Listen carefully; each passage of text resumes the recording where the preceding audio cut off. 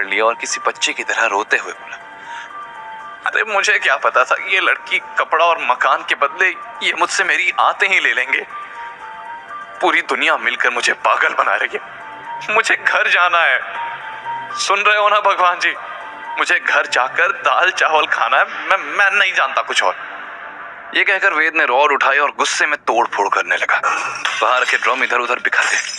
Control room में black mask पहने हुए उन दोनों लोगों ने जब स्क्रीन पर वेद को ऐसी बचकानी हरकत करते देखा तो पहला आदमी हैरानी से बोला, ये साला पागल हो गया है, सब तोड़ फोड़ देगा, इसे तो अभी उड़ा देते हैं। दूसरे आदमी ने उसकी ओर देखते हुए कहा, जो भी हो 2 बजे तक का हमें वेट करना है, तभी हम कोई एक्शन ले सकते हैं। वैसे बॉस ने तो कहा था कि ये बाज है, लेकिन ये तो अंडे का चूजा निकला रे। दोनों जोर जोर से हंसते हुए कैमरे की तरफ देख रहे थे। तभी वेद रॉड घसीटते हुए दूसरी तरफ पड़ने लगा और अगले ही पल रॉड के घसीटने से निकलती चिंगारी की वजह से एक ड्रम में ब्लास्ट हुआ और चारों तरफ आग फैलने लगी। ये देखकर दोनों आदमी हक्के बक्के रह गए। नीचे सामान में लगी आग देखकर वेद डरते हुए पीछे हटने लगा। उसका चेहरा आग की लपटों की रोशनी से चमक रहा था, लेकिन उसकी आंखों में ऐसा खौफ नजर आ रहा था जो उसके बचपन की डरावनी याद का गवाह था। वो याद जब उसने जलती मशालों के साथ लोगों को अपने माँ बाप के पीछे भागते देखा था।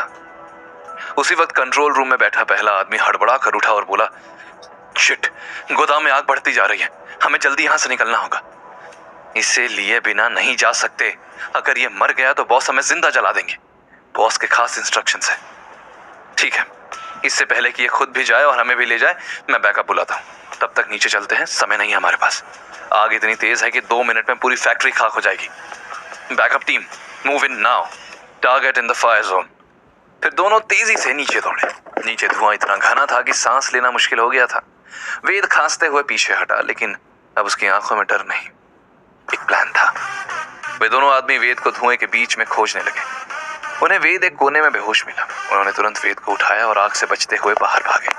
बाहर दोनों आदमी धुएं से खांसने लगे।